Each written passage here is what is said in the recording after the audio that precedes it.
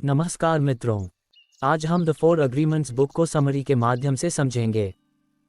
The four agreements में हम देखते हैं कि किस तरह से यह समाज हमें सीमाओं में रहना सिखाता है। ये किताब हमें बताती है कि कैसे ये समाज हमें वो बना देता है जो हम नहीं हैं। इस किताब की मदद से हम जानेंगे कि किस तरह हम आज़ाद देश में रहकर भी समाज की बनाई गई सीमाओं में रहते हैं और अपनी ज़िंदगी को कभी अपने हिसाब से नहीं जी पाते।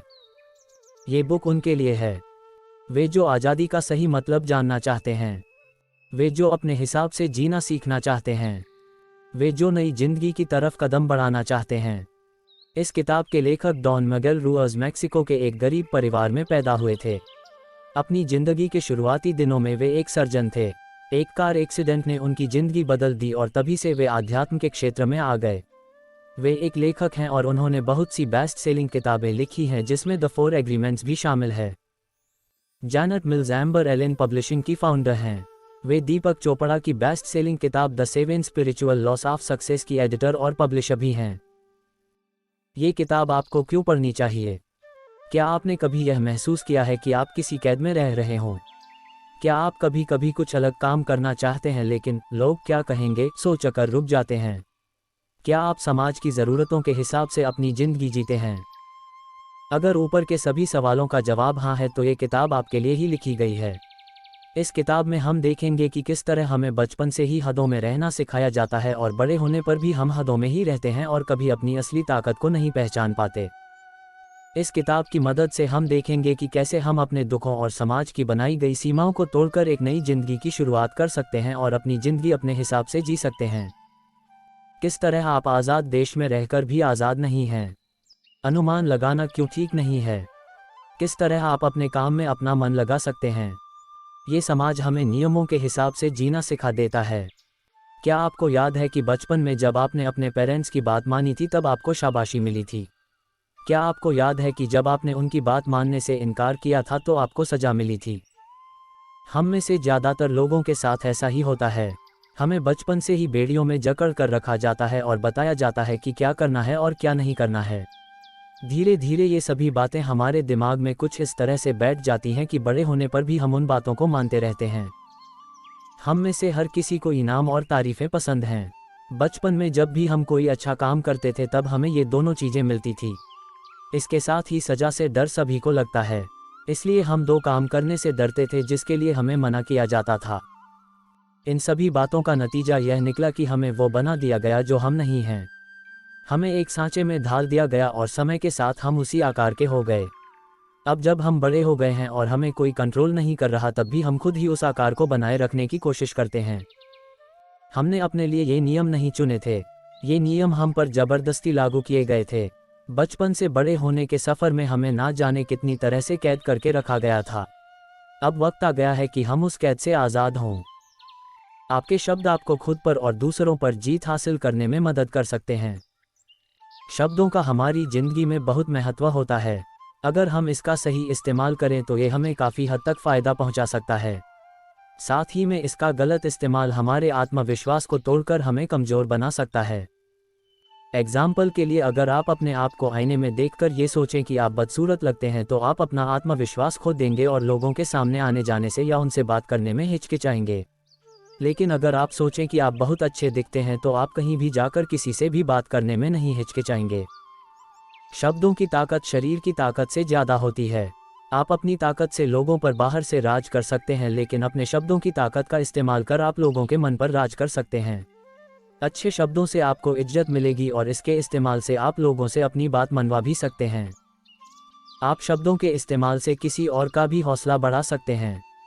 अगर आप किसी से कहें कि वो यह अपना काम बहुत अच्छे से कर सकता है और उसे अपना काम मेहनत से करना चाहिए तो वो मेहनत ज़रूर करेगा।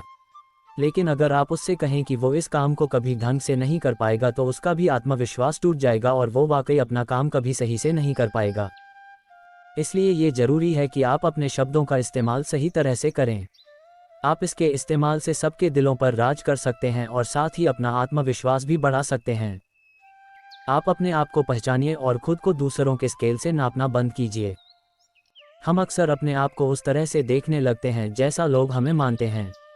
जैसे अगर किसी ने आपसे स्कूल के दिनों में कहा होगा कि आप पढ़ने में बिल्कुल अच्छे नहीं हैं तो आपके अंदर यह भावना आ गई होगी कि आप स्मार्ट नहीं हैं। ठीक उसी तरह अगर आपसे किसी ने कहा होता कि आप बहुत स्मार्ट हैं तो आप अपने आप को स्मार्ट समझने लगते। हम हमेशा ही अपने आप को दूसरों की ज़रूरतों के हिसाब से ढालने की कोशिश करते हैं। अगर लोग हमसे कहने लगें कि हम मोटे हो गए हैं तो हम अपना वज़न कम करने में लग जाते हैं। लेकिन क्या ये ज़िंदगी आपको दूसरों की शर्तों पर जीने के लिए मिली थी? क्या आपने पैदा होने के बाद कोई एग्रीमेंट साइन किया था जिसमें आपने ये कबूल किया था कि आप हमेशा दूसरों के हिसाब से जिएंगे? अब वक्त आ गया है कि आप अपने बारे में जानें और खुद को दूसरों के स्केल से नापना बंद करें। अगर कोई आप पर एक ऊंगली उठाता है तो आप देखिए कि 3 उंगलियां उसकी तरफ हैं। इसका मतलब वो आपके बारे में कम और अपने बारे में ज़्यादा बता रहा है। लोग अपनी सोच और अपने मूड के हिसाब से आपके बारे में अच्छी या बुरी बातें करेंगे। अगर आपके दोस्त का मूड अच्छा है तो वो आपकी तारीफ करेगा, लेकिन अगर उसका मूड खराब है तो वो आप में बुराइयां निकालने लगेगा। ठीक उसी तरह अगर कोई आपसे कहता है कि आप ये काम नहीं कर पाएंगे तो यह उसका मानना है कि आप नहीं कर पाएंगे, और ज़रूरी नहीं है कि वो जो मानता है वो सच ही हो। आप अपनी ज़िंदगी अपनी शर्तों पर जीना सीखिए। अनुमान लगाना नुकसानदायक साबित हो सकता है। हमारा दिमाग किसी भी काम को करने के लिए हमेशा कोई आसान सा रास्ता खोजता रहता है। इसलिए जब हमें कोई बात समझ में नहीं आ रही होती है तो हम अनुमान लगा लेते हैं कि इस वजह से ऐसा हो सकता है। अनुमान लगा लेने से हमें हमारे सवाल का एक संभव जवाब मिल जाता है, जिससे हमें आगे सोचने की ज़रूरत नहीं पड़ती। लेकिन क्या आपने कभी अनुमान लगाने से होने वाली परेशानियों के बारे में सोचा है? जैसा कि पहले ही कहा गया कि ये ज़रूरी नहीं है कि लोगों का मानना हमेशा सच ही हो। अगर आप किसी चीज़ का अंदाज़ा लगा रहे हैं तो इसकी बहुत बड़ी संभावना है कि आप गलत हैं। एग्जाम्पल के लिए, अगर आपका दोस्त आपकी तरफ ध्यान ना दे और आप अनुमान लगा लें कि वो आपसे नाराज़ है तो ये बिल्कुल गलत होगा। अनुमान लगाने से अच्छा है कि आप उससे पूछें कि वो ऐसा क्यों कर रहा है। सवाल पूछने से सारी बातें साफ हो जाती हैं और आगे चलकर परेशानियां नहीं झेलनी पड़ती हैं। अगर आप अंदाज़ा लगाकर कोई काम करते हैं तो आप अपनी सोच को सच्चाई मान लेते हैं। आपको लगने लगता है कि आप जो सोच रहे हैं वही सच है, और जब आप गलत साबित होते हैं तब आपको बुरा लगता है। अगर आप अंदाज़ा लगा लें कि आप कोई काम कर लेंगे तो आप बिना तैयारी के ही उसमें घुस जाएंगे और हारने पर बुरा महसूस करेंगे। अनुमान लगाना रिश्तों में दरार डाल सकता है और बनते काम भी बिगाड़ सकता है। इसलिए यह ज़रूरी है कि आप अनुमान लगाने से बचें। इससे बचने का सबसे अच्छा तरीका है कि आप तब तक सवाल करें जब तक आपको सारी बात समझ में ना आ जाए। आप हर काम को अच्छे से अच्छे तरीके से करने की कोशिश कीजिए। हर काम में अपना पूरा जोर लगाना हमेशा अच्छा होता है, अब चाहे वो आपकी पढ़ाई हो या फिर आपकी नौकरी। अगर आप हमेशा अपने काम को अच्छे से अच्छे तरीके से करने की कोशिश करेंगे तो हारने पर भी आप खुद को दोष नहीं देंगे। लेकिन अगर आपने पूरी कोशिश नहीं की तो हार जाने पर आप हमेशा अपने आप को दोष देते रहेंगे कि अगर आपने उस समय मेहनत की होती तो शायद आप आज सफल होते। ऐसा हो सकता है कि आप किसी दिन अपना काम बहुत अच्छे से कर ले जाएं, जबकि कभी कभी आप अपने काम में ठीक से मन भी ना लगा पाएं। शायद सुबह काम करने पर आप अच्छा महसूस करें और रात में काम करने पर आप थका हुआ महसूस करें।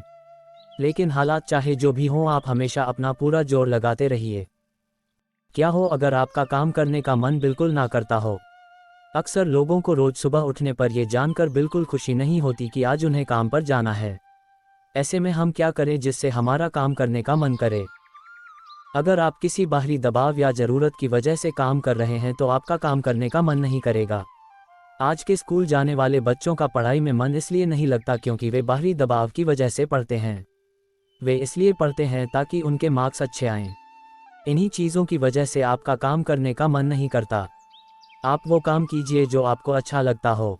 अगर आप अपने काम से प्यार करेंगे तो आपको अपना काम बोझ नहीं लगेगा। इस तरह से काम करने पर आपका काम में मन भी लगेगा और आप हमेशा ही उसे अच्छे से कर पाएंगे। अपनी नई जिंदगी की शुरुआत पुरानी जिंदगी को छोड़कर कीजिए। आप दिए गए 3 रास्तों को अपनाकर अपनी नई जिंदगी की शुरुआत कर सकते हैं। अपने सपनों को पहचानिए। सबसे पहले आप ये देखिए कि आपके सपने क्या हैं और क्यों आपने उन सपनों को अब तक पूरा नहीं किया। आप अपनी ज़िंदगी को अपने सपनों की ज़िंदगी के हिसाब से जीना शुरू कीजिए, और अगर आपके रास्ते में कोई ऐसी बात आती है जो आपको बचपन में सिखाई गई थी तो आप उसको छोड़कर आगे बढ़ना सीखिए। आप उन चीज़ों को पहचानिए जो आपके दुख का कारण हैं और फिर उनसे धीरे धीरे छुटकारा पाए। दूसरों को माफ़ करना सीखिए। आपके दुख का कारण ये भी हो सकता है कि आपका किसी से झगड़ा हुआ हो या फिर किसी ने आपको बुरा भला कहा हो। आप उसकी कही हुई बातों को अपने साथ लिए घूमते रहते हैं, जिससे आपका दुख हमेशा बढ़ता रहता है। आप दूसरों को माफ़ करना सीखिए। अगर आपको किसी बात का पछतावा हो रहा है तो आप खुद को माफ़ करना सीखिए। आप जब तक लोगों को माफ़ करना नहीं सीखेंगे तब तक आप पुरानी यादों में घूमते रहेंगे और आपके अंदर नेगेटिविटी आने लगेगी। हर पल का मज़ा लेना सीखिए। आप हर दिन को कुछ इस तरह से बिताइए जैसे वो आपका आखिरी दिन हो। ऐसा करने से आप बस उन चीज़ों पर ध्यान देंगे जिनसे आपको खुशी मिलेगी और आप दुख देने वाली चीज़ों को बगल में रखना सीख जाएंगे। कोई भी अपनी ज़िंदगी का आखिरी दिन तनाव में जीकर नहीं बिताना चाहेगा। हर दिन को आखिरी दिन समझने से आपको ज़िंदगी जीने का तरीका आ जाएगा। कंक्लूजन, हमारे बचपन से ही हम अपनी ज़िंदगी को दूसरों के हिसाब से जीते आ रहे हैं। हमारी खुशी और आज़ादी से ज़्यादा ज़रूरी है लोग क्या सोचेंगे। अगर आप वाकई अपनी ज़िंदगी सुकून से जीना चाहते हैं तो आपको समाज की सीमाओं को तोड़ना होगा जिससे आप अपनी असली ताकत को पहचान सकें और अपनी ज़िंदगी अपने हिसाब से जी सकें। अपनी बेड़ियों को तोड़ना शुरू कीजिए। बहुत सारे लोग ना जाने कितनी बेड़ियों से बंधे होते हैं। अब वक्त आ गया है कि आप उनमें से एक को तोड़ दें। अगर आपसे कहा गया है कि आपको रात में कहीं बाहर नहीं जाना है तो आप एक दिन बस ऐसे ही बाहर चले जाए। आप अपने रास्ते की रुकावटों को तोड़कर अपने आप को आज़ाद कीजिए। तो आपको आज का ये द 4 अग्रीमेंट्स बुक समरी कैसा लगा? अगर आपके मन में कोई भी सवाल या सुझाव है तो मुझे नीचे कमेंट में ज़रूर बताएं। इस वीडियो को अपने दोस्तों के साथ शेयर ज़रूर करें और चैनल को सब्सक्राइब करना ना भूलें। नमस्कार।